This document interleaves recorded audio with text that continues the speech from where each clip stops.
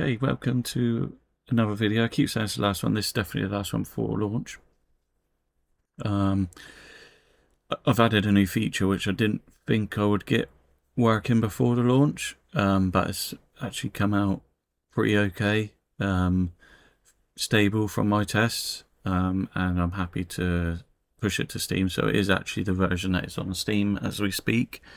So yeah, if you purchase and download the game, this is what you'll have. I'm only going to really look at the new feature I've added. Previous video has a bit more of an overview of the game. Obviously, it doesn't include this feature, but the main layout is pretty much the same and the premise is the same. But you'll see a few features on here anyway, because I'm just going to give it a little whirl. So, promotion mode.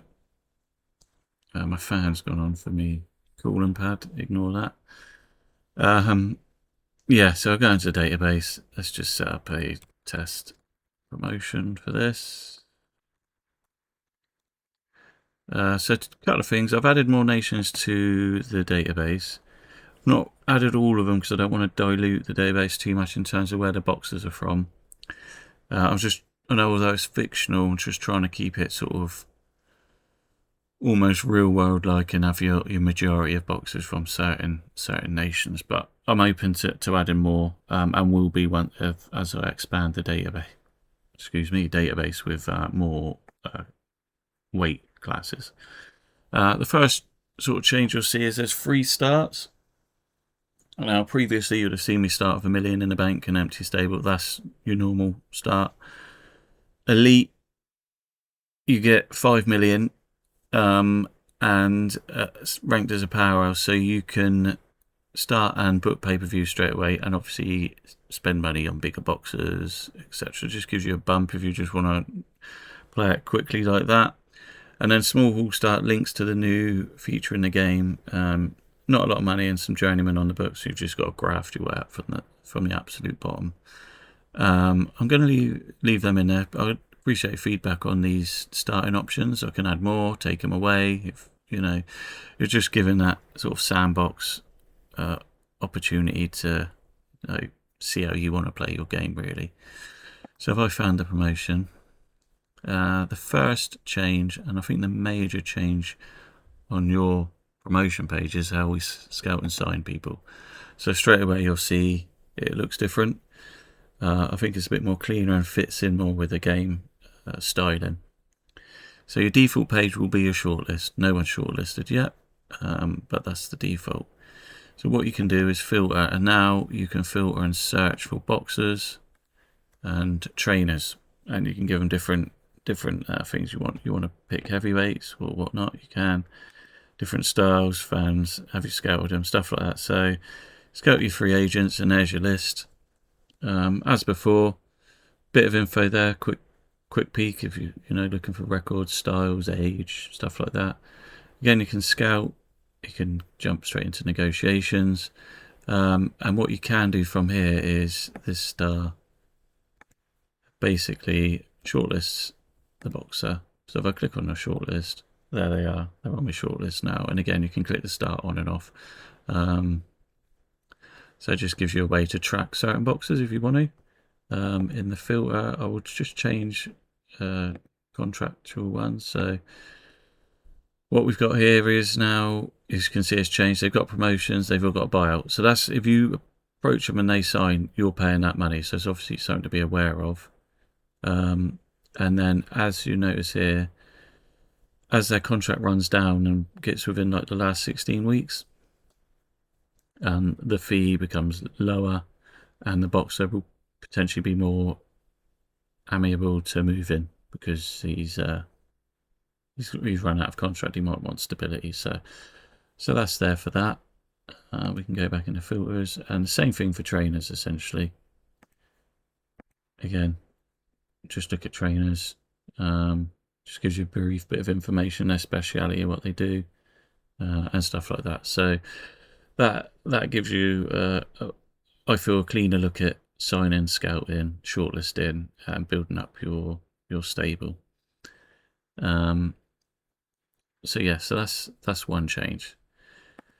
The other change, which is probably the biggest change in terms of gameplay, is this. And I'll show you that, and I'm going to show you something else after that links to this, but straight away we've got a calendar. So we click on that and we have a calendar of what's coming up. It does it week by week at the minute. So yeah, so you can see things being booked in. You've got different shows now. You've got a club show, which is more sort of journeyman / prospects. You might get national title fights on there. But yeah, that's what that stands for. Friday Fight Night's obviously a step up in class. People looking to go to main event. Maybe world title fights, continental fights, national title fights, stuff like that. So it's a bit higher level. And then obviously main event is what the game had and still has, is your main PPV cards. And what you can see is they're booked. Paris is, like the club show, there's not a lot of money in it. And then obviously the Friday Fight Night. So what you can see is that the Friday Fight Night's got 2 title fights online, continental ones, and then obviously there's world title fights here in the pay-per-view. Obviously this database is 0-0. There's overrules that obviously the computer looks at and can understand and who to book and line up with each other, but the fan view, stuff like that, the game's not grown into itself when you start with this 0-0 database. So obviously it evolves and fights become a bit more obvious as you go along, but it gives you free cards to watch, and it gives you more options. And what it does as a promoter, they unlock at different ratings for yourself. So if I go back into my promotion, I'm going to sign someone because this is the easiest way to do it. And hopefully this bloke signs. I'm not going to mess about. He signed. Okay. So obviously I've signed someone. So now if I click on the book shows, it gives you where you can book in each card. So when you become a national force, reputation is around 45, it will unlock the option for you to then promote your own club show. When you become an elite powerhouse, you can then book Friday Fight Nights as well as club shows, and then when you're a global powerhouse, you do the whole lot. So it just gives you a way to get used to booking cards and build up little boxes, stuff like that. Just take a boxer from nothing to everything and back down again. So yeah, so that's one aspect of the card. So as you can see, I can simulate it. I'll go into that, and then you can click back and look at the results, and then it just advances week by week. So that's that. It's also tied into the new national championships. Not every country has them because it depends on how many people are in the database and how many they've got to compete at each weight. So you can see Mexico, UK, America have enough boxers in each category to have a national champion with challenges. So it's not just a stagnant belt. Then you've got, say, Cuba. It's got bantamweights and lightweights, super middleweights, and then the other ones are not. This can evolve as the database changes, but primarily, like I said at the start of the video, I think that the game's weighted this database to these nations, and that's why you've got more national belts. If that's of interest to you, continental belts still remain. Obviously, the contenders and world champions are still there. So that's all the same. So that don't really change too much else. What you can do though, and it's related to the calendar, is fan events. Now, fan events used to run basically as and when you clicked it. Now I can book it in. Put my fan on again. Apologies. Ignore that. So if I put week 5, books it into a calendar for the Sunday, and I'll say, I don't know, fan festival. So that now, hit continue, and let's there. Sorry, I was looking at me, thinking, where is it? Week 5, obviously, is February. So there it is. So, yeah. So you see these will fill up, and then fan events will start to fill in for you as well. So you can see ahead, and it will activate as and when it comes along. I'll sim it so you can see that. Yeah, just gives you a bit more control to be, book things in. You've got a big fight coming up, booking a fan event, stuff like that. Just gives you that bit more control as a promoter to make sure things, adds a bit of realism to it. So I'm going to simulate up to the fan event. So I don't know if I've shown fan events on there before, but we will. Click through. Okay, fan event. So it's popped up. And it's just a read through. Week has come around. Lucas Cavalcante's booked fan event. So you can walk in, you can call it off. So if you don't want to do it now, call it off and you won't lose it. Remember, you get 1 per year per boxer. So I'm going to book it in. So